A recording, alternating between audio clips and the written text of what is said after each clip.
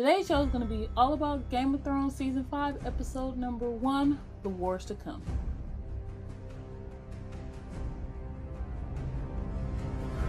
Today I am all Game of Thrones out. I'm rocking the Cersei Lannister. Got my little Lannister gold. I'm repping House Lannister today. So for these recaps or whatever, I'm just going to talk about the scenes that I like and I found interesting, and maybe not the whole just play by play, or I'm just going to give you what I think about the episode. And I have been actively staying away from any spoilers, trailers, anything about season 5 because I didn't want to have it ruined for me. I mean, I read the book, so I know pretty much what's going to happen, but I mean, as far as the show goes, I tried to stay away from all the show spoilers, and I was pretty good. Didn't really get anything ruined, so I'm glad about that. So since the show is in different locations, I'm just going to talk about each location and the people in it, and that's pretty much how I'm going to do it. So, alright. This episode started off all about Cersei Lannister, and it did a flashback to her origins, or at least part of her origins, where her and her friend went to go meet a woods witch who is named Maggie the Frog. You'll be queen for a time, and comes another, younger, to cast you down and take all you hold dear. And I really like the way they did this scene. It was very close to what happened in the books, although they changed a little bit of things. Like, her friend also got a prophecy, and it pretty much came true. Cersei then is dealing with the aftermath of Tyrion killing her father Tywin, and she is not very happy with Jaime because she thinks it's his fault that Tywin's dead, which is kind of sort of true because he's the one that let Tyrion out, and then Tyrion went and murdered Tywin.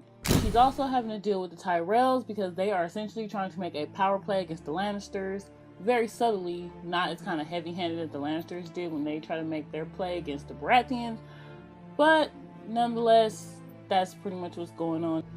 Also in the Tyrell camp, Marjorie is trying to caution Loras because he is not being discreet with his little rendezvous anymore, because he figures everyone knows, about him, so why should he have to hide? And she's kind of like, oh, we're still in King's Landing, like, we still have people who, hate us, so you might want to tone it down a couple notches. So I like that interaction between them, brother and sister, and I also love is directly correlates to me to the relationship that Cersei and Jaime are having, where you have this one brother-sister who are essentially a team, and you have one pair who started off in season 1, they were pretty strong, and over the seasons and the show, their dynamic has slowly been falling apart. So it's very interesting to watch that unfold and be contrasted with the relationship that Marjorie and Loras have. Also at Tywin's funeral, Cersei is confronted by, well, not really confronted, approached by her cousin Lancel, who was in season 2, the one she was sleeping with when Jaime was gone, and Tyrion ended up finding out and threatened to blackmail him, and it was a whole deal. Enough. Even torturing you is boring. Just get out.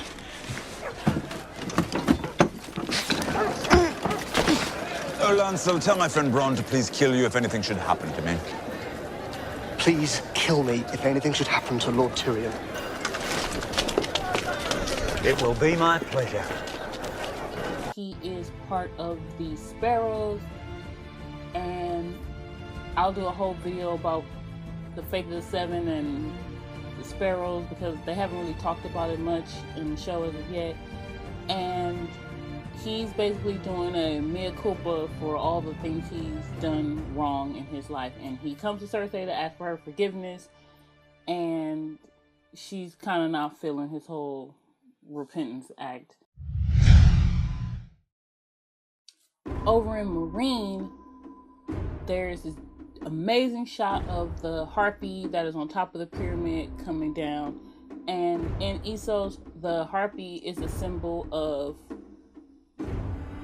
old traditions, old geese. It's a whole it's basically, the harpy is basically a symbol of tradition there, and also it is tied into slavery, and so it is a symbol for that as well. And since Daenerys ended slavery, she is taking down the harpy, and it is a symbol that this old traditional way of doing things here in Marine is done, it's over. And so she has her Unsullied tear down the pyramid, and that shot when it's just coming down is really great. And then one of her Unsullied go to a brothel, and then they just want some comfort, and they end up getting murdered by this group called the Sons of the Harpy, who are people who are just don't like Daenerys. Like, she's coming over here, she's changing stuff, and who is this Westerosi chick, and why is she over here like wrecking all our plans, and she sucks and she needs to go. Daenerys sent Hizdar and Daario Naharis to Yunkai to kind of like quell all the little rumblings that were going on over there.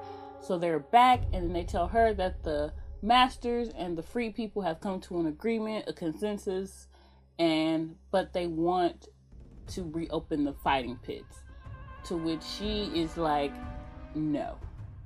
Daario kind of talks to her and tells her that he got sold into the fighting pits when he was a child, and the fighting pits allow him the opportunity to learn how to fight and better his life. It might seem like a nasty, horrible thing, but some people can use it to their advantage and make something better with their lives. So that's something that she never really thought of before, and I think this season Daenerys is gonna learn a lot of lessons and learn what it really means to be a ruler and not just a conqueror, because she's awesome at the conquering part. Like, she got Unsullied, she got dragons, you know, she's good at coming in your place and wrecking it, but when you gotta pick up all the broken glass and the pieces, and you know, that's the part that she is needing a little work on, and she's working on that this season, I think.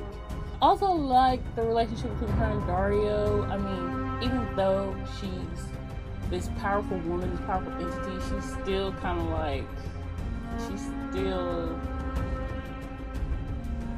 doesn't have all the answers at the end of the day. I think that was really cool to see that she's still vulnerable in that way. So Daario tells her that she needs to show her strength, because once someone sees weakness in her, they are going to attack her because she has a bunch of enemies. And he tells her, she's like, that's why I have the Unsullied patrolling. He's like, yo, you're not the mother of Unsullied.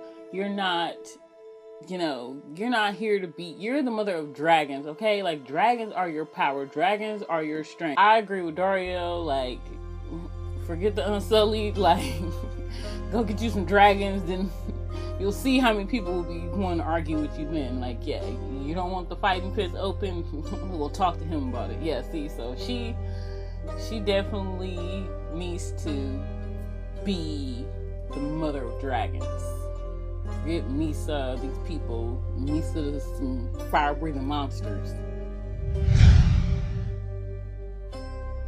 Last but not least, we head up north to the Wall, where Jon is there, and he's summoned by Stannis Baratheon via Melisandre. And so he goes to Stannis, and Stannis tells him, I want you to convince Mance Rayder to have the wildlings fight for me and my army against the Boltons. Bend the knee and save your people. They followed me because they respected me, because they believed in me. The moment I kneel for a southern king, that's all gone. And so Mance is already gonna die for the cause. He is not gonna bow to Stannis Baratheon, even if it means that he is gonna die. The fire is going, it's burning, and Mance starts to like almost scream and get into those, sounds when you're being burned alive. Jon shoots him with an arrow, puts him out of his misery, killing him, which was not in the plan. You're not supposed to show mercy. And he just put an end to this whole scenario. And that's pretty much where that episode ends. So I found that the pacing of this episode to be a little slow, but that's because they're setting a lot of things up. I think this whole season is pretty much setting the end game up, and I'm fine with that. So I can take a little slower burn this season if that means the next two are just gonna be, like boom, boom, like super punchy. This first episode really didn't have a lot of shocks and thrills like we're used to seeing from Game of Thrones. But I still think it was a good episode. My favorite part was the prophecy with Cersei and her her whole deal. So that was episode 1. This video is late, I know, and that is because I was on vacation. So now I'm gonna be right on top of after episode 2. That one's gonna be late too. But after that, I am gonna be on top of my Game of Thrones game. So yeah, that's it, and thanks for watching. Also, I want to talk about that part when they were in the north, Melisandre and Jon in the little lift going up to the top of the wall. Like, she was looking at him like,